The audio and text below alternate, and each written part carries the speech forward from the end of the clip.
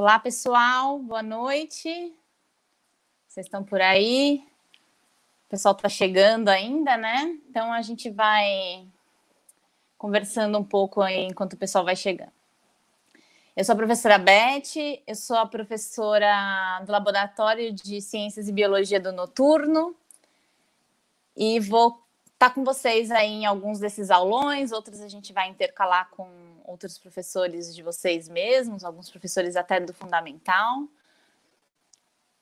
E aí hoje a gente vai conversar um pouquinho aí como que vai ser o nosso aulão de biologia, né? Agora vai ser o primeiro, depois que rodar todas as disciplinas a gente volta. E é bem possível que a gente peça para vocês, que peça para os professores de vocês dentro da plataforma do Google, para vocês indicarem mais ou menos assim assuntos, coisas curiosas que vocês tenham vontade de estudar, ou coisas que passaram e não deu tempo nos anos anteriores, né? Para a gente retomar aí para os aulões do Enem, para esse preparatório do Enem. E aí, quem está por aí? Ah, importante, gente, alunos que estão por aí, coloquem as turmas, se identifiquem para a gente saber quem está presente, quem está online, tá? Vão chegando. E aí, avisem os colegas que a live vai ficar gravada, então quem não puder assistir ao vivo vai poder ver depois, né? A gente vai deixar aí no canal. Eu coloquei embaixo do meu nome o meu e-mail, se vocês quiserem anotar e me mandar dúvidas, me mandar coisas que vocês precisem também, para a gente retomar nas próximas aulas, tá? Vocês podem anotar o e-mail institucional. E aí vocês vão me enviando, a necessidade de vocês também é uma forma da gente se comunicar caso seja necessário, tá? Depois não esquece de compartilhar também lá com a aula com os colegas, né? E dar o joinha, o like para a gente subir aí os nossos números do Instituto, para todo mundo ficar já dentro do novo ambiente aí que a gente está trabalhando, né? Que é na internet full time agora por causa da pandemia. Infelizmente, a gente tem que se relacionar assim. Provavelmente vocês iam me conhecer pessoalmente, dando a mesma aula, mas aí, por enquanto, a gente vai se falando pela internet. Eu não estou conseguindo ver os comentários, mas se tiver alguma coisa que vocês precisarem, a Aline vai entrar e pode me falar. Vai aparecer uma janelinha, caso ela precise. E se der algum problema técnico, se a gente estiver passando do tempo, ela também vai entrar, vai aparecer a janelinha dela e vocês vão poder... vai ver que está tendo uma interferência aí, mas normal, né?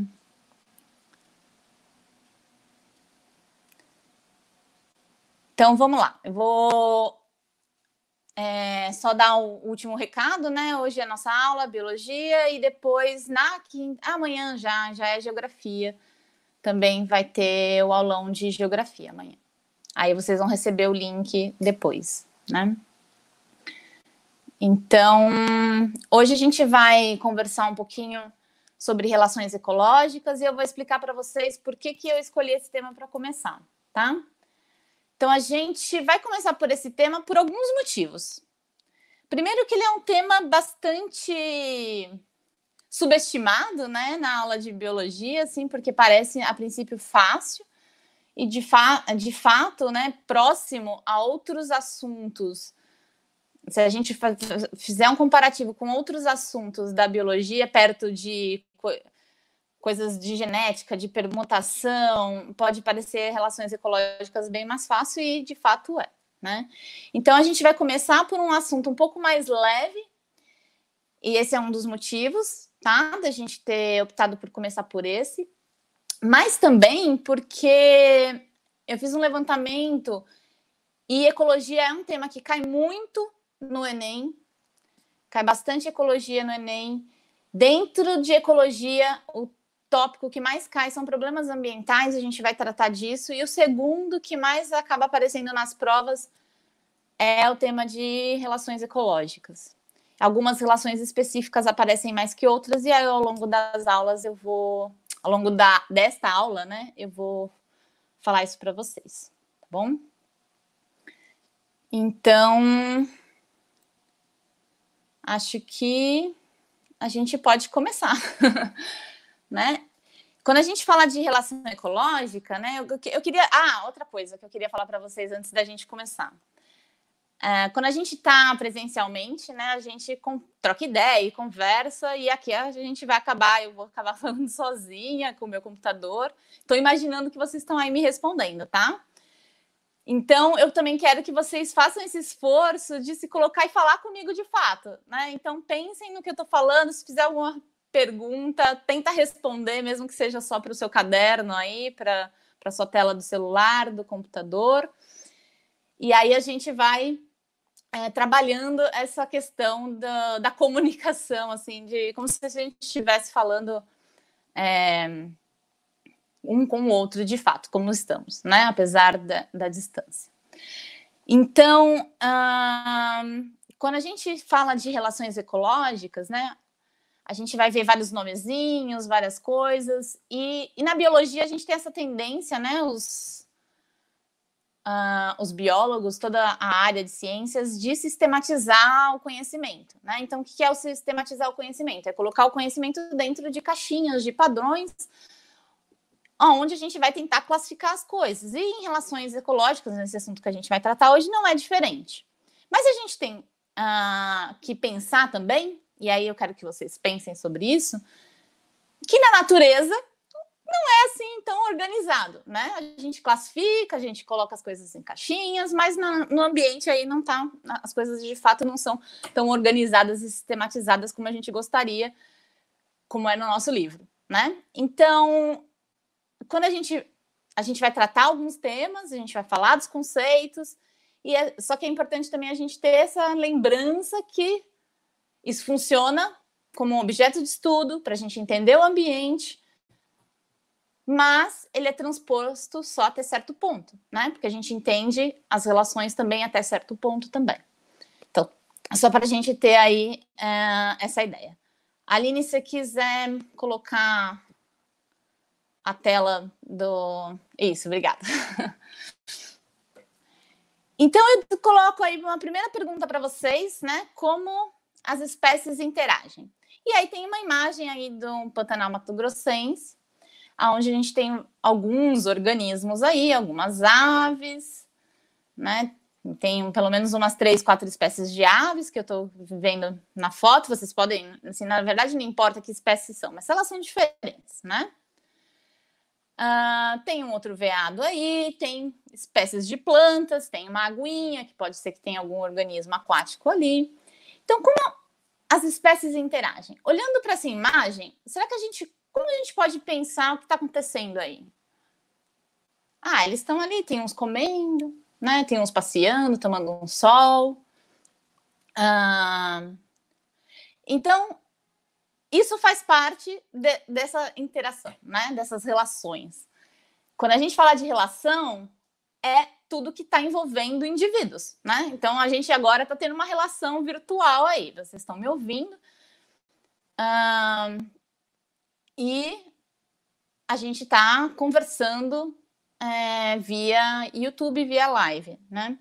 E a gente poderia ter essa relação presencial, a gente tem uma relação de professor-aluno, as nossas relações com os nossos familiares, e as mesmas coisas estão... As mesmas não, né? Mas as relações diferentes também estão ocorrendo na natureza. Aqui a gente poderia, pelo menos, citar a relação de organismos próximos ali, né? Tipo, chegam aqueles que estão... Deixa eu pegar o mouse aqui. Então, esses que estão mais para o fundo, um cutucando o outro, chega mais para lá, me dá um espaço, né? Talvez esses aqui que estejam se alimentando. Então, isso também é uma forma delas interagirem, de se relacionarem, tá? Então, essa é só uma coisa para a gente começar a pensar sobre isso. E aí, começar a pensar sobre isso para poder dar nome a essas coisas, tá? A mesma coisa ocorre no ambiente aquático, né? Então, aí na imagem a gente tem peixinhos, corais, um tubarão. E também, provavelmente, ali a gente não está conseguindo enxergar essas caixinhas ainda, mas se a gente voltar nessas imagens no final da aula, provavelmente a gente vai conseguir vê-las, né? Vai entender a imagem de uma forma um pouco melhor. E aí a gente consegue estabelecer também algumas conexões que talvez esteja acontecendo. Será que esse tubarão está procurando um alimento, né? Se ele está procurando um alimento, ele vai comer alguém, que é a predação. Então a gente vai falar um pouquinho disso depois, né? Os corais, que são esses organismos que vivem em colônia, a gente vai falar sobre as colônias. Então, só para deixar aí essa reflexão para a gente começar a nossa aula. Mas antes da gente partir para os nomes e as relações propriamente dita, tem alguns conceitos que a gente precisa retomar. E um deles é a organização ecológica. Como que a gente organiza o ambiente, né, de acordo com alguns critérios, né? Então, a gente pode ter essa organização ecológica a partir de um único indivíduo, né? Então, a gente tem um indivíduo, um organismo tá lá, ele faz parte, ele é vivo, ele respira, ele se relaciona com os demais. A gente pode ter essa organização ecológica ocorrendo em uma população, lembrando que é esse conjunto de indivíduos da mesma espécie, né, que ocupam uma determinada área. Às vezes a gente tem uma mesma espécie que estão em áreas separadas, em áreas diferentes, então formam duas populações, apesar de ser a mesma espécie. Então, a mesma espécie em uma mesma área. Só que nessa mesma área, às vezes, tem mais de uma espécie. Às vezes não, né? Com frequência e com certeza, se não tem mais mamíferos, tem outras plantas, tem micro-organismos, fungos, bactérias, e tudo isso são espécies que estão ali no ambiente, né? Então, quando a gente tem numa mesma área diferentes espécies, a gente está falando de comunidade. Então, organismo, população, comunidade, a gente está falando só de seres vivos, né? Organismos vivos que estão ali naquele local. Quando a gente... Só que, claro, que naquele local não tem só organismos vivos, né? A gente também tem água, a gente tem a quantidade de umidade no ar, a gente tem pedras, rochas, né, minerais. Então, isso faz parte também do ambiente. Quando a gente considera fatores abióticos, né, os fatores não vivos, a gente vai ter, então, o ecossistema. Esse ecossistema, ele varia, ele pode ser um mini ecossistema, um ecossistema maior, um macro ecossistema, mas isso não importa agora, né? Só que no conceito de ecossistema, a gente está incluindo os seres vivos, então os fatores bióticos, e os não vivos, os fatores abióticos. E se a gente juntar todos os ecossistemas, a gente vai ter aí a biosfera, tá? Então, só para vocês lembrarem que a gente vai retomar em algumas situações essa organização. Outros dois conceitos que a gente precisa entender a diferença antes de começar a estudar as relações é o conceito de habitat e nicho ecológico. Então, antes de ler, né, para quem está olhando, pensem um pouquinho se a gente consegue, se vocês sabem o que é isso. Habitat é mais intuitivo, né? Quando a gente pensa em habitat, é bem automático. Habitat é onde vive, e é isso mesmo, tá? Então, a gente tem o habitat, é aquele local onde as espécies, elas estão ocorrendo, né? O local onde ela vive, com todas as características daquele local, as características que é o quanto chove, se tem sol, se não tem, se é úmido, se não é, se tem outras espécies, tudo isso é o habitat que ela vive. Só que ela tem funções nesse ambiente, né, nesse habitat. Então, quando a gente fala de funcionalidade, da função, tudo que ela faz ali, a gente fala de nicho. Então, por exemplo, a gente pode considerar, se a gente pensar na gente, né, que o habitat que você vive, a gente pode falar, numa escala pequena, o habitat é a nossa casa. Se a gente pensar numa escala maior, a gente pode falar, o habitat é a cidade de Florianópolis. Mas, e tá, você faz o quê na cidade, né? O que você estuda no IEE? Essa já é uma funcionalidade do seu indivíduo, né? Naquele ambiente, naquela cidade onde você mora. o que você come, em que mercado você frequenta. Então, todas as relações, tudo que envolve o seu viver ali naquele lugar, a gente chama de nicho. Então, nesse exemplo que eu coloquei aqui, a gente tem aqui essa espécie de macaco. Então, o que é o nicho ecológico dele? Né? Ele pode, por exemplo, o habitat dele é Mata Atlântica, florestas tropicais.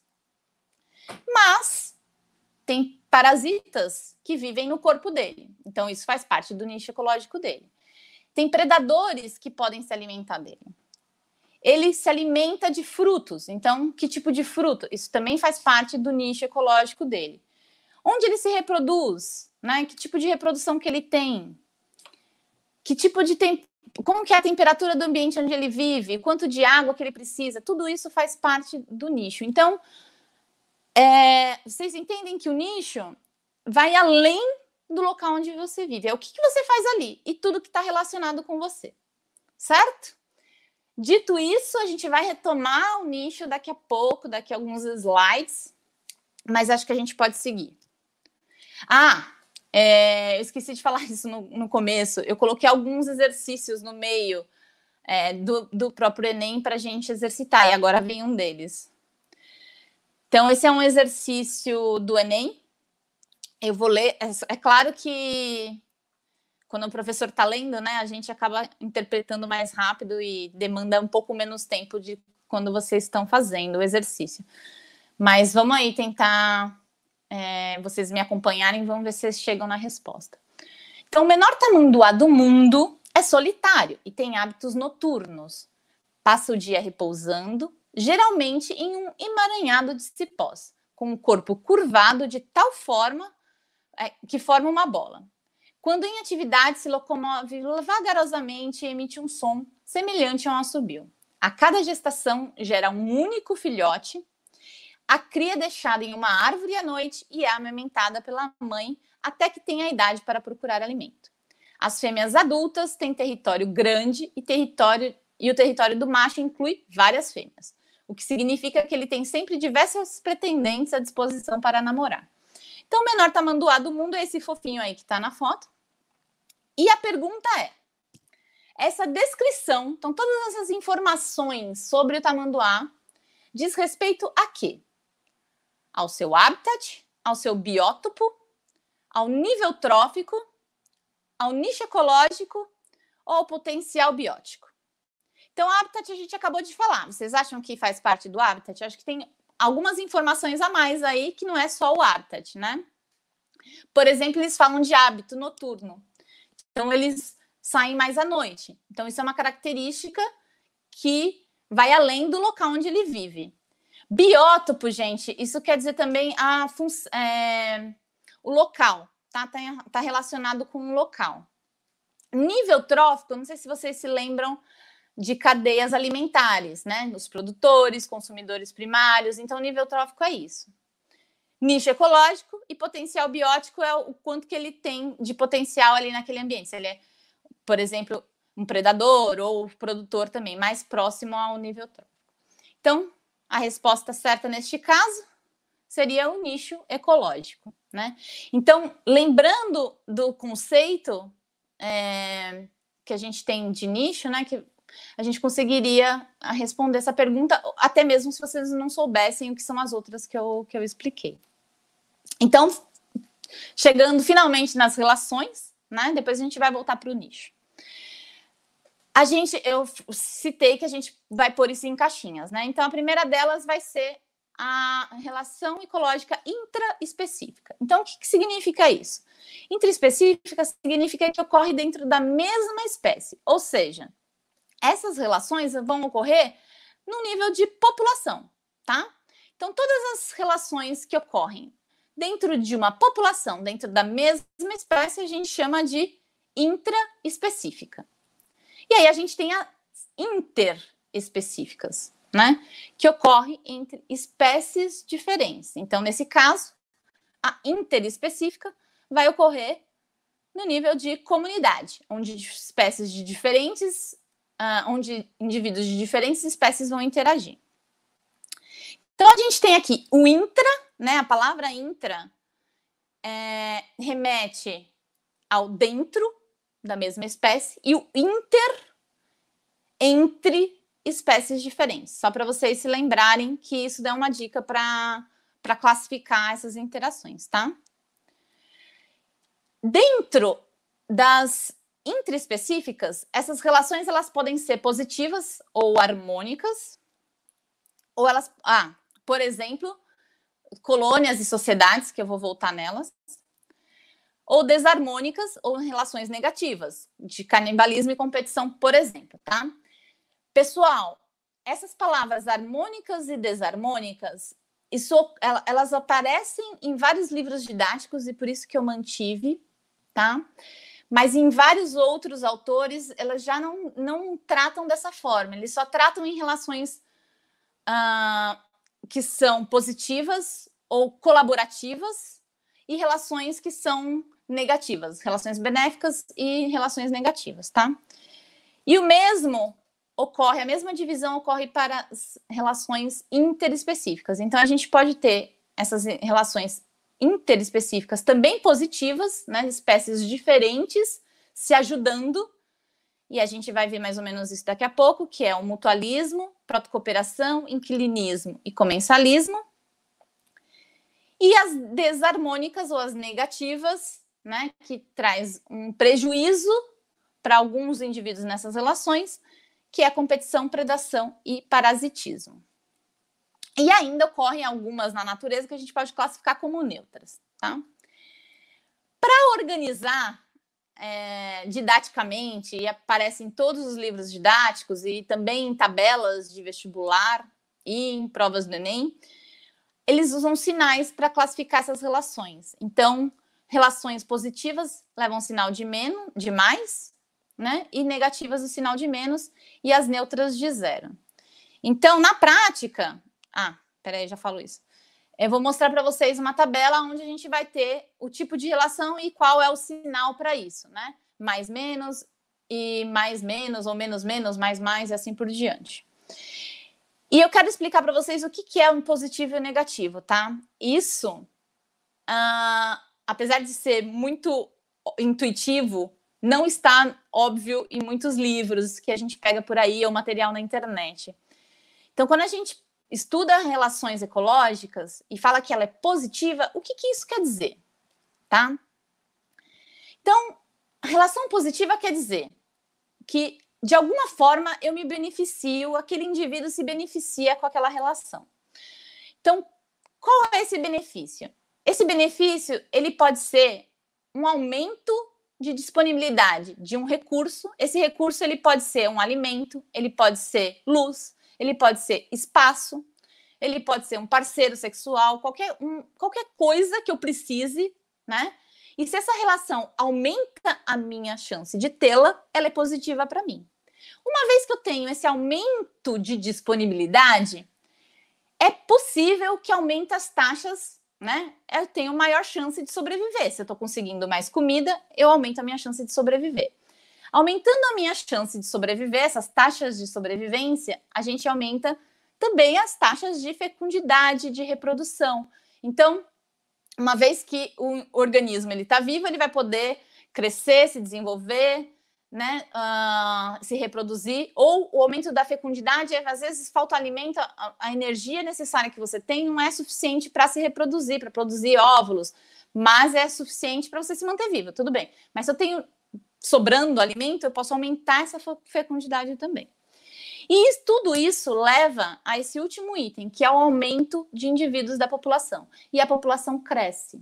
Então, quando eu falo de relações positivas, eu estou falando disso, tá? Ela começa no nível de organismo, que consegue um recurso necessário, mas acaba que o efeito é lá na população, né? Porque a população cresce, tem mais indivíduos daquela mesma espécie. E a negativa é o oposto disso, né? Então, se eu tenho alguma relação ali que está me prejudicando, que eu estou conseguindo menos recurso, menos alimento, menos energia para me manter vivo, logo, a minha chance de morrer é maior, eu gasto muita energia para ficar vivo e diminuo as minhas taxas de fecundidade e de reprodução, eu vou ter menos chance de me reproduzir, menos filhotes, e logo, a diminuição da população. Então, a população decai. Isso é importante a gente pensar, porque na maior parte dos exercícios que a gente tem sobre relação ecológica, a gente trabalha com gráficos, né? Vocês vão ver alguns mais para frente. Então, o que eu tinha falado aqui é só uma tabela com as interações, né? Eu vou passar uma a uma, então a gente não precisa se prender a isso agora. Eu só coloquei ela aqui para a gente mostrar os sinais, como eles aparecem. Então, competição para as espécies que estão envolvidas. No caso de uma competição interespecífica, né? Que são espécies diferentes, a gente tem menos. Então, os dois saem prejudicados, a gente vai ver depois. Predação, o que está predando é positivo, o que está sendo predado é negativo, e assim por diante, só para vocês verem. Essa tabela vai ficar aqui, né? Eu vou disponibilizar também os slides, se vocês quiserem. E algum outro tipo de material com lista de exercício, eu ainda não terminei de organizar, mas depois a gente coloca aí nos links para vocês do vídeo, tá? Então, vamos começar com as relações, continuar, né? Falando das relações intraespecíficas, essas que ocorrem dentro da mesma espécie. Então, a gente vai falar dessas que são harmônicas ou que são colaborativas, de cooperação. A primeira é a colônia. Então, colônia seria positivo-positivo. Os indivíduos envolvidos nessa relação é beneficiado amplamente, né? Os dois são beneficiados. Então, colônia é um grupo de indivíduos de uma mesma espécie que estão unidos fisicamente. E eles interagem de forma mútua, que é vantagem para os dois, dividindo função ou dividindo uma tarefa. Então, um exemplo disso, vocês devem ter visto já esse organismo por aí nas praias, é a Physalia physalis, a caravela portuguesa, e nele é uma colônia, né, de quinidários, onde a gente tem alguns indivíduos com funções diferentes. Então, eles são anatomicamente diferentes também, formando um único organismo, né? Então, a gente tem um indivíduo flutuador, que permite essa mobilidade, então ele fica inflado, né, dá essa leveza e vai boiando nas águas. Tem indivíduos que são especializados em se alimentar, os gastrozoides e os indivíduos protetores. E também tem os de reprodução e outros que eu não coloquei aqui. Mas no fim a gente tem aí um único, parecendo um único ser, né? E na verdade é uma colônia de vários indivíduos que estão unidos fisicamente. Tá. Os corais, que também são quinidários, também acontece a mesma coisa. A única diferença é que eles não são morfologicamente, anatomicamente distintos, né? São pequenas anêmonas que estão grudadinhas, formando esse esqueleto calcário, mas eles são todos iguais, então formam esse... na verdade, são vários tipos de corais, várias espécies diferentes de anêmonas que estão em colônia, né? Mas que a gente tem essa visão de ser uma só. Tudo bem? A outra relação de cooperação que a gente encontra dentro da mesma espécie é sociedade. Aí é um pouco mais fácil, né? Porque a gente vive em sociedade. Seres humanos vivem em sociedade, tem várias espécies que vivem em sociedade. Nada mais é do que um grupo de indivíduos de uma mesma espécie que fazem funções diferentes nessa comunidade, né? Nessa sociedade, mas que tem uma comunicação, algum tipo de comunicação, tem divisão de trabalho, tem independência do indivíduo, tem independência de mobilidade, porque se a gente pensa num coral, ele, além de ser fixo, né, a caravela tem independência de mobilidade até certo ponto. Um indivíduo não consegue se desgrudar do outro. O coral é fixo, então não tem essa independência de mobilidade, mas organismos numa sociedade, sim. Então, essa é uma característica. E a gente tem outros mamíferos também que vivem em sociedade, mas os exemplos que mais aparecem nos livros são as formigas, que têm divisão de tarefas, né? Tem as formiguinhas menores que carregam o alimento, tem as guardas que ficam na fila, que protegem dos predadores, assim. Tem a rainha, então tem as divisões de tarefa, abelhas também, né? Cupins. Então, todos esses invertebrados vivem numa organização de relação ecológica que a gente chama de sociedade. E se a gente pensar em desarmônica, aí a gente já começa a pensar na competição, né? Eu vou voltar em competição depois, quando a gente estiver falando em interespecífica, e a gente vai ver uns gráficos, mas a competição ela pode ocorrer entre indivíduos da mesma espécie, né? Se você está numa população Aliás, ela é muito comum que ocorra em indivíduos da mesma espécie, porque eles têm aquele nicho ecológico, aquilo que a gente conversou no começo da aula, muito parecido, iguais, né? Todos os indivíduos da mesma espécie, eles têm as mesmas funções, as mesmas interações ali no ambiente. Então, isso pode gerar uma competição. E a competição, ela nunca é positiva, tá? A competição, ela é sempre negativa para ambas as partes, mesmo que alguém saia ganhando, porque tem um gasto energético aí para competir. Então, esse gasto energético é mais energia na competição, menos energia para fecundidade, por exemplo. Então, isso é uma relação negativa. Então, competição vem do latim competere, que quer dizer procurar junto. Então, a gente está olhando para a mesma coisa. E aqui eu coloquei o que a gente vai competir dentro da mesma espécie, né? Em espécies diferentes também, mas dentro da mesma espécie, a gente compete pela comida, que normalmente o alimento é mais próximo, ou os nutrientes, né? No caso de plantas, território, e existe competições por parceiros também, né? Então, aqui eu coloquei alguns exemplos. Aqui tem um bando de coati tudo amontoado, procurando um local, por exemplo, para fazer um ninho. Então, aqui é uma competição que pode ser por território. Aqui tem 2 alces brigando, né? Provavelmente por uma competição para quem sai vencedor aí de uma fêmea, ou até mesmo por causa de algum atrito ali alimentar. Normalmente esses animais os machos são mais solitários, né? Então, quando eles se encontram, também são bastante territorialistas. Então, sai do meu território. Isso pode ser uma forma... E esse tipo de competição, a injúria, né? O prejuízo pode ser até maior, porque não é só... Você pode sair machucado daí, né? E aí, plantinhas, por exemplo, eu coloquei a fotinho aqui de um experimento, mas aqui a gente vê, né? Filhotinhos de plantinhas pequenininhas nascendo num copinho, aqui tem meia dúzia. Então, os nutrientes disponíveis aqui, elas vão ter que dividir só entre meia dúzia. Se a gente tem o mesmo espaço para dezenas, com certeza a quantidade de nutriente que vai para uma ou para outra, alguém vai sair prejudicado. Mesmo que uma outra consiga crescer um pouquinho mais, ou a outra vai ficar menorzinha, não vai se desenvolver, ou até acabar morrendo, né? Então, o que acontece aqui é só um exemplo, né, de competição entre plantas da mesma espécie. O que acontece com plantas, por exemplo? E também com organismos, mas com plantas a gente consegue fotografar e colocar para vocês, né? É um distanciamento, uma distribuição no espaço onde a gente vai ter indivíduos longe um do outro, para não competir.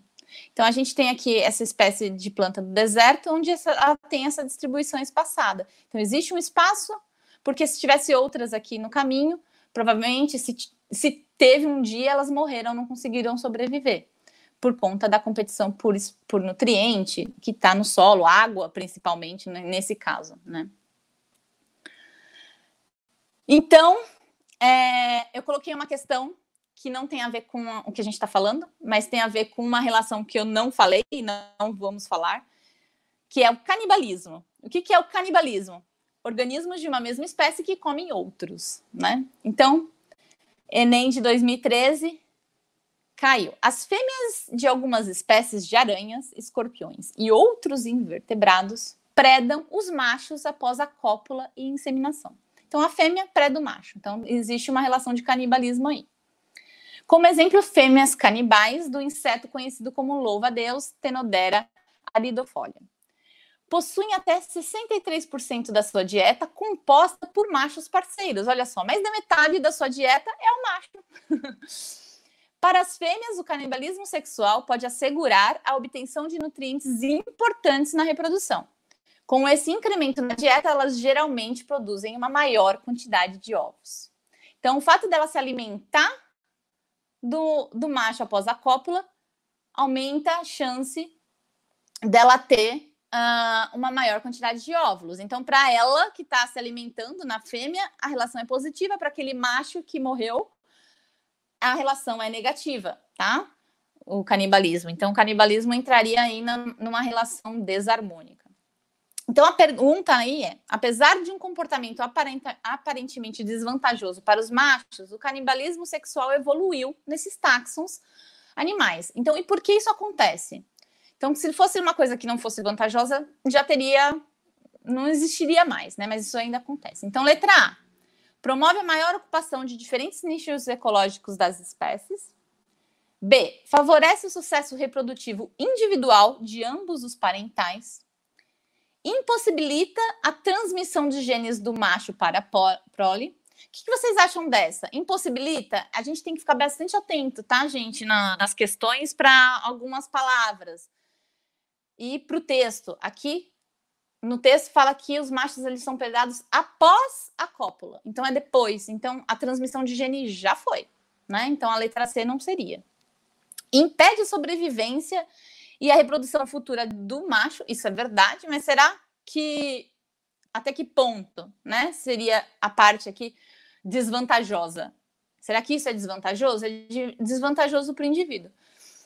E a última é reduz a variabilidade genética da população, que não tem... A variabilidade genética também não tem muito a ver aqui no momento. Então, no caso aqui, seria favorecer o sucesso reprodutivo individual de ambos os parentais. Como eu já sei disso? Porque no próprio texto, a interpretação, né, gente? No próprio texto aqui diz que o incremento na dieta, o fato delas se alimentarem dos machos, faz com que elas produzem uma maior quantidade de ovos. Então, uma maior quantidade de ovos é um maior sucesso reprodutivo. São mais filhotes no ambiente, são mais filhotes aí dominando o mundo. Então, é vantagem tanto para a fêmea quanto para o macho, porque ele também contribuiu geneticamente para esses ovos. Tudo bem? Então, agora vamos falar um pouquinho das relações interespecíficas. Eu estou vendo que eu estou super em cima do horário já. Então, vamos falar sobre o mutualismo, que são relações positivas para ambas as partes. Então, o mutualismo ele pode ser facultativo, também conhecido em alguns livros aparecem separado como protocooperação, tá, gente? Ele pode, às vezes tem livro que não aparece mutualismo e aparece só mutualismo e protocooperação ou só mutualismo. E o mutualismo pode ser obrigatório. Então, quando ele é facultativo? Quando os organismos eles não dependem dessa relação, eles vão continuar vivendo. É bom eu ter essa relação na minha vida, mas se eu não tiver, também tá tudo bem. Né? Eu não dependo disso para sobreviver. Isso acontece, por exemplo, aqui eu pus a capivara e uma ave, com várias aves que se alimentam de carrapatos de alguns mamíferos. Não acontece só com capivara, mas com cavalo, gado. Tem várias aves que se alimentam de carrapatos e isso é uma relação mutualística, porque eles perdem os parasitas, isso é bom, mas... E é bom também para a ave que está se alimentando, né? Outro exemplo é o caranguejo ermitão, que acaba ocupando essas conchas que estão vazias e muitos conseguem levar uma anêmona, colocar uma anêmona em cima da concha que e protege, porque as anêmonas têm os cnidocistos que inibem alguns predadores. E para a anêmona, que é um animal céssio, ela acaba sendo locomovida aí para os lugares, né? Leva a anemona de um lugar para o outro e a chance dela conseguir alimento e até pegar restos de alimento é melhor. Então, essa é uma relação facultativa, elas podem continuar existindo sem essa relação, mas é vantajoso estar na mesma, né? E obrigatório é quando, se eu não tiver essa relação, aí não tem esse organismo, né? Eu não vou conseguir sobreviver. Então, a gente tem o exemplo de cupins e protozoários. Os cupins, eles têm protozoários no seu trato digestivo para digerir celulose, que é base da sua alimentação. E os protozoários específicos desses cupins só vivem dentro deles. Então, essa relação precisa existir para se manter essas espécies, né? As espécies de líquens, que são... ou bactérias fotossintetizantes ou algumas algas que se associam a fungos e criam esse terceiro organismo, que é um líquen. Na verdade, o fungo traz a umidade, traz alguns nutrientes e a alga ou a bactéria fotossintetizante faz a fotossíntese e traz a matéria orgânica para o fungo. Então, é importante que eles estejam juntos. Se não tiver esses organismos no ambiente, eles não vão existir, né? Os líquens deixam de existir. Outro exemplo que aparece muito do mutualismo obrigatório são as micorrizas. Então, as micorrizas são associações também de fungos com raízes de algumas espécies. Elas são espécies específicas, então elas só ocorrem entre aquelas espécies, tá? E o fungo, de novo, traz umidade, traz nutrientes para as raízes, e as raízes fornecem ao fungo compostos orgânicos, né? Celulose, glicose, sacarose para o fungo, né? Alimento. Importante, gente, eu coloquei um aviso de sinal aí. Em muitos materiais a gente encontra relações mutualísticas obrigatórias como sinônimo de simbiose, tá? Em outros não. Então, a simbiose, ela aparece no conceito como interação íntima entre organismos de uma mesma espécie, às vezes relações tão íntimas que um vive dentro do outro, né? Mas não necessariamente é isso, porque se a gente pegar a definição de simbiose, as primeiras, tem outras definições, qualquer interação, então outras caberiam aí. Mas é bom que vocês saibam que essa palavra às vezes aparece como sinônimo para isso que eu estou falando de mutualismo obrigatório. De mutualismo também aparece relações não obrigatórias, né?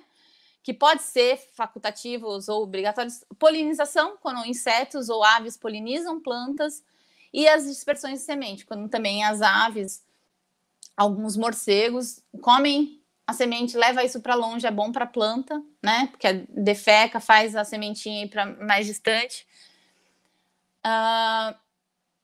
Algumas espécies, elas dependem dos seus polinizadores específicos, né? Então, tem algumas espécies de planta que só são polinizadas por uma espécie X de abelha. Então, isso seria um mutualismo obrigatório. Se aquela abelha for extinta, aquela planta, ao longo do tempo, vai deixar de existir também. Então, essas duas coisas eu pus separadas porque elas depende do que a gente estiver falando. E a gente tem o comensalismo, que é positivo para um independente do outro. O exemplo clássico de comensalismo é o tubarão e a rêmora. E o inquilinismo, que nada mais é do que um organismo viver sobre outro, né? Então, também o exemplo clássico são as epífitas, que vivem em cima de árvores para conseguir uma quantidade maior de luz, por exemplo, porque elas fazem fotossíntese, mas não trazem nenhum prejuízo para aquele indivíduo árvore em qual ela está vivendo, né? Então, a relação é positiva e zero neutra para o outro organismo. Parasitismo entra em relações tróficas. A gente tem relação parasita e hospedeiro, e essa relação ela é muito íntima, tá? A gente até chama de coadaptação. Por quê? Se o parasita o hospedeiro e ao ponto de matá-lo, o parasita também vai morrer, né? Então ele parasita até certo ponto que aquele hospedeiro não morre, ele se permanece vivo para fornecer os nutrientes e o que o parasita precisa, mas então por isso, na verdade, eles evoluíram, né? Se coadaptaram para viver juntos, no caso do parasita.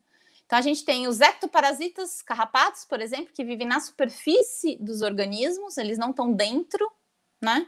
Os endoparasitas, que vivem dentro, então, por exemplo, lombrigas, solitária, estão dentro dos organismos, dentro do intestino, vários protozoários, bactérias, vírus também entram como endoparasitas. E existe uma outra categoria de hemiparasita, que são plantas podem ser parasitas também. No caso de hemiparasitas, algumas plantas elas podem parasitar ali, elas vão parasitar, mas elas também conseguem sobreviver sem estar nessa relação. E aí a gente pode falar de uma outra coisa que se chama parasitoidismo, que na verdade não é um parasitismo, por isso tem outro nome, mas é quando o parasita ele vive ali naquele hospedeiro por bastante tempo, só que ele acaba, ao longo desse tempo, ele vai matar o seu hospedeiro. Se ele mata o seu hospedeiro, essa relação não é mais de parasita, é de predação. Então, por isso que a gente dá um outro nome para essa relação. Isso ocorre principalmente com várias espécies de vespa que parasitam larvas de insetos, né? Principalmente mariposas.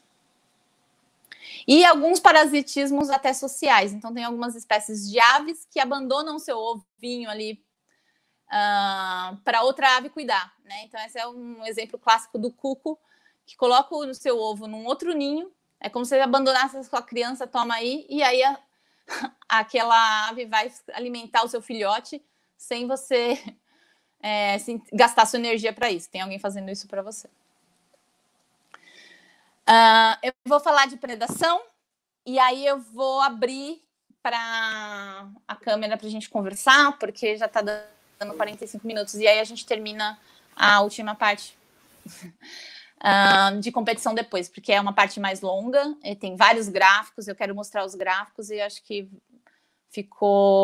é importante a gente ver isso com calma, né? Porque, inclusive, predação e competição são as interações que mais vão aparecer no Enem. Então, predação, a gente tem, então, essa relação que também é trófica, né? Eu falei do parasitismo e acabei passando rápido, mas as relações tróficas são essas relações alimentares que remetem a gente àquela cadeia trófica, onde a gente tem as plantas como produtores, os animais que consomem as plantas, consumidores primários, consumidores secundários e assim por diante. Então, essa relação predador-presa, né? Então, a gente tem aqui as imagens, né, dessa relação predador-presa, é bem intuitiva, a gente consegue pensar num predador, né, uma onça comendo uma vaca, por exemplo, mas o que é mais importante nessa relação predador-presa é que a predação ela é negativa para o indivíduo porque ele deixa de existir, mas se a gente pensar na população, ela pode ser positiva. E a gente vai ver isso por quê? Porque existe a relação, é tão junta, né, do predador da presa, que um controla a população do outro. Então, aqui eu tenho um gráfico, número de indivíduos ao longo do tempo para a população de lebre, que são os pontilhados, né? E a população de lince, que é a linha contínua. Então, a gente pode ver assim, se a população de lebre está muito alta, o que acontece? A população de lince começa a aumentar. Se a população de lince começa a aumentar, a população de lebre começa a cair. Então, olha aqui, ó, o lince com uma população alta aqui, um número alto de indivíduos, e o que acontece mais ou menos com a população de lebre? Começa a cair. Tem muitos indivíduos de predador comendo, então o alimento termina. O alimento terminando, eu tenho menos alimento, começa a morrer indivíduos, então a população cai de novo.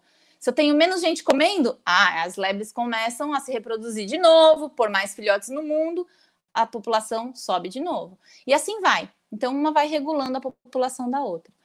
Então, esse exemplo da importância da relação de predação para o equilíbrio das populações. Então, esse outro exemplo de gráfico que eu coloquei aqui, essa linha vermelha é só o que deveria acontecer, tá? É um modelo, então a gente não precisa olhar para ela, vamos olhar só a linha azul. Então, um número de veados, que é esse que está aqui, ao longo do tempo. Então, proibiu a caça de veados. Então, o que acontece? Ninguém mais está caçando, eles estão se reproduzindo, a linha de aumento de indivíduos está subindo. Aí, eles permitiram que caçassem os predadores, né? Lobos, onças, que comiam esse veado. Menos predador, o que aconteceu com a população de veado? Uhul! Opa! Subiu. Né? Chegou a 100 mil indivíduos. Quando tem muitos, eles começam a competir entre si. Lembra que a gente falou sobre isso? Competição entre indivíduos da mesma espécie? Isso começa a trazer um prejuízo. Então, começa a morrer indivíduos e a população vai decaindo, decaindo, decaindo.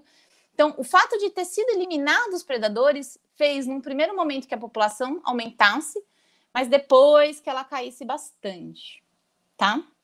Então, a predação, ela é uma relação negativa se a gente pensar no indivíduo, mas numa escala de população, ela pode ser importante para regular essa população. Porque se eu não tenho predador nenhum, a população faz um boom, né? Ela explode e aí começa a competir indivíduos da mesma espécie. E aí a gente tem também o declínio dessa população por outros motivos. Aumenta a doença, né? Não tem menos comida, então começa a ter mais problema. Então, é isso. Eu vou dar uma pausa na nossa aula por aqui. Aí, na próxima, a gente continua a partir da onde a gente parou. Falta a competição e os exercícios. E a gente vai falar de densidade populacional e vai falar de outras coisas. Então, se a gente está aberto, acho que para os comentários. É isso, Aline? Beth, Comentários, perguntas ou não? Eu vou expor algumas perguntas, vai aparecer na tela aí para ti, daí tu responde para o pessoal.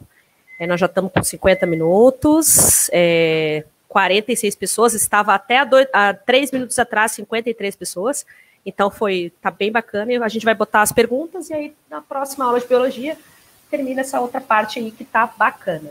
Então nós vamos lá, eu vou colocar aqui a primeira que entrou, tá? E aí tu pode falar um pouquinho se vai ter ou não, qual é a expectativa. Sim, tá programado, Vitor. A gente tem aula de genética também. Eu sei que genética, acho que é um dos assuntos, eu não sei se o Vitor é do 3º ano, né? Mas eu sei que o professor Geraldo comentou que estava dando genética para vocês. Então, sim, vai acontecer.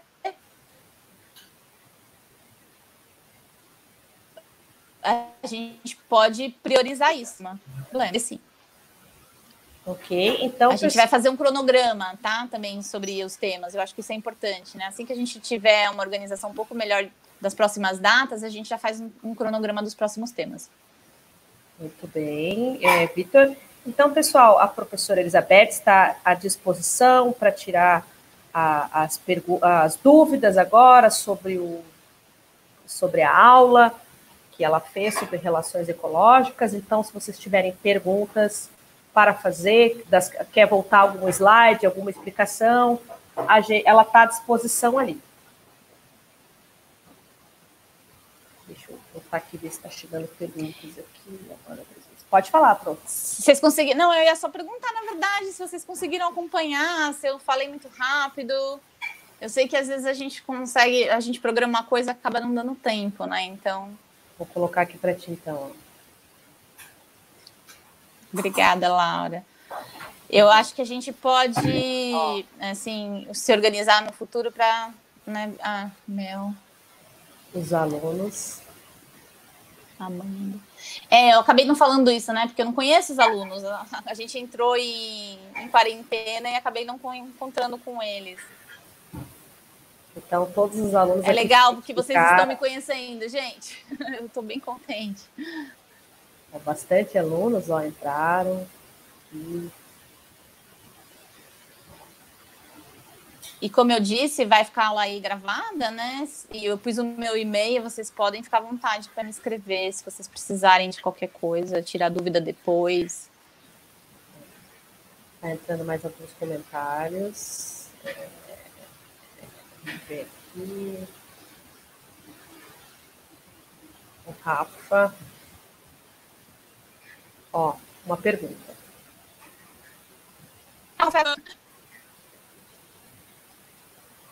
Então, Cícero, a predação na relação entre indivíduos da mesma espécie é aquela que eu falei no exercício que a gente chama de canibalismo.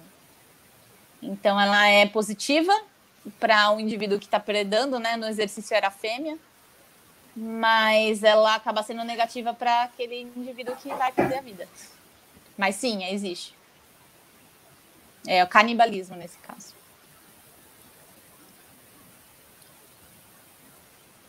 Existe a chance de excesso da população causar uma evolução? Então, eu acho que a gente pode ir, para responder essa pergunta, por alguns caminhos, né? Mas, se a gente tem um maior número de indivíduos nessa população, pensando que existe uma troca genética maior entre esses indivíduos, pode ter chances também de ocorrer mutações também nesses genes, né? Nesses indivíduos, que poderiam causar uma evolução. Mas é importante a gente pensar que na evolução depende de fatores externos também. A gente precisa de uma pressão seletiva. Uma das aulas que a gente está programando é sobre isso, né? Sobre seleção natural, sobre evolução. Então, só os organismos se reproduzindo, não, que a gente vai ter mudanças, né? Uma variabilidade genética muito grande. Mas essa variabilidade genética grande, se existir alguma pressão seletiva no ambiente, ela pode ser favorecida e numa sequência evoluir. Sim. Deu para entender? Mais alguma pergunta, pessoal? Se entrou alguma pergunta, talvez aqui para mim não atualizou, mas se entrou alguma pergunta além dessa última, eu vou comentar aqui, eu vou botar um comentário assim, feedback do aluno do Jorge. Legal, Jorge, obrigada. esse retorno é bom, né, prof? Porque quem está ali do outro lado também fica com a... Com certeza, assim, a gente vai tentar ver se eu consigo colocar depois o jeito de eu ver, pelo menos no começo, as mensagens, né, que aí fica uma coisa um pouco menos esquizofrênica falar sozinha, mas foi gostoso, eu gostei, assim. Tu vai ver, que vocês tenham aproveitado também. Tu sabe que no meio, quando tu disse assim, eu queria tanto ver, eu ia parar, ia te fazer tu ver ali. Mas aí, como a gente já estava numa pré-tensão antes, eu digo, não vou mexer. Na próxima, eu organizo. Tá. E foi mais... Eu estava bastante nervosa, eu não falei isso no começo, né? Eu estava tensa, assim, porque eu nunca tinha feito isso antes. Mas eu gostei do resultado, assim. Foi bacana. Pedido para os alunos. Deixa eu ver se entrou mais alguma. Entendi. Entrou mais uma pergunta. Só um pergunta.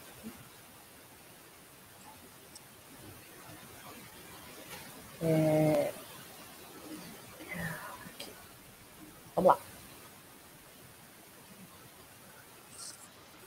Se existe mutualismo entre seres humanos e outras espécies. Bom, a gente, considerando o conceito de mutualismo que eu coloquei, né? Sim, a resposta é sim, né? Mas a gente pode pensar tanto nos obrigatórios como nos facultativos, os não obrigatórios. Por exemplo, a gente depende de um monte de micro-organismos que habitam o nosso corpo, né? Nossa flora intestinal, por exemplo. Então, essa é uma relação mutualística bem íntima e que a gente poderia até dizer que é obrigatória, porque se acontece alguma coisa, se a gente come uma carne estragada e essa flora intestinal se desregula, você passa bastante mal, né? Algumas pessoas podem até, sei lá, doenças, né, que causam desequilíbrio na flora intestinal, pode levar pessoas à morte, assim, diarreias, né? Então, sim. E relações de mutualismo facultativas, a gente poderia pensar em algumas, né? Por exemplo, inclusive dispersão de sementes, né? Que é o que eu citei, polinização. Hoje em dia a gente vive mas também existe o ecossistema urbano, que a gente faz parte, e essas relações, elas também ocorrem no ambiente urbano, né? A gente tem espécies aqui. Então, sim, Vitor. Outra pergunta.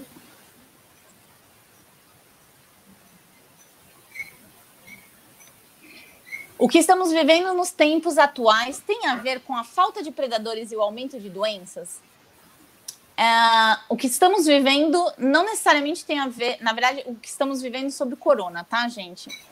Não a falta de predadores, especificamente, mas sim como o homem modifica o ambiente. Porque o SARS-CoV-2, que é esse vírus que está presente, a gente pode fazer depois uma aula sobre vírus, que está presente... Na verdade, ele ocorre em alguns organismos, né? No morcego tem um pangolim... não é pangolim, eu esqueci o nome do outro bicho. Mas um outro mamífero lá na Ásia, né? Então, é um vírus exclusivo dessas espécies, que, por conta de mutações, chegou no ser humano. Mas como que ele chegou no ser humano, né? Existem várias teorias aí conspiratórias de como isso pode ter acontecido. Mas o fato é que o ser humano modifica o ambiente, e modificando o ambiente, a gente acaba entrando em contato com esses vírus que são vírus de outros organismos, de outros animais. Então, agora é o corona, mas há uns anos atrás a gente viveu no Brasil o Zika, que também é um outro vírus, ou da dengue, né? Então, todos esses vírus são vírus que ocorrem na natureza em outros animais, que acabam chegando no ser humano porque a gente está desmatando, está modificando a alimentação e assim por diante. Então, na verdade, esse aumento de doenças tem a ver mais com a modificação do ambiente que o ser humano causa, com esse desequilíbrio, né? A falta de predadores causa outros problemas. A gente poderia falar disso também, né? Se uma espécie entra em extinção e a mesma é essencial para a outra, como forma de alimento, por exemplo, qual é o impacto disso no ciclo? E ocorre adaptação? Se a relação mutualística, né, no caso, uma depender muito exclusivamente da outra, igual eu falei da polinização. Uma espécie de orquídea que é polinizada exclusivamente por uma espécie de abelha que tem o formato da orquídea para enganar assim, eu devia ter posto uma foto, eu posso trazer isso na próxima, porque a gente não acabou o assunto. Se essa espécie deixa de existir, essa planta ela é tão específica, ela evoluiu ao longo do tempo com essa espécie, que ela não vai ter quem polinize ela. Então, provavelmente, ela vai, ao longo do tempo, deixar de se reproduzir e vai se extinguir também. Então, ocorre, quando as relações são muito íntimas, essa extinção. Como forma de alimento, a mesma coisa. Se você só se alimenta de uma coisa e o seu alimento deixou de existir, você vai ser extinto também, né? Então, isso ocorre. Agora, se a adaptação vai ocorrer, aí depende o quanto específico é essa relação entre esses organismos. Será que eu respondi, Edu? E tá falando só com slide, né? Não tem as carinhas aí que a gente está acostumado a ver de volta, aquelas caras de interrogação, mas é importante aí. Obrigada, gente. E então, né? A Aline falou, obrigada, Aline. Eu agradeço, gente, todo mundo que estava aí e que, como eu estava falando, né? Eu estou à disposição. A gente pode continuar conversando além dessas lives que vão ocorrer. E vocês me escrevam, aí a gente pode... E deixa os comentários, né, na live também, que aí eu respondo. E a gente vai tirando as dúvidas aí e vai dando sequência ao longo das próximas aulas, tá bom? Então, uma boa noite para vocês e eu agradeço aí por estarem comigo nesse momento, pensando nessas organizações, entendendo o mundo lá fora que a gente está vivendo. Então... Tchau, gente. Boa noite. Boa noite. Boa noite, Beth. Parabéns, viu? Show de bola.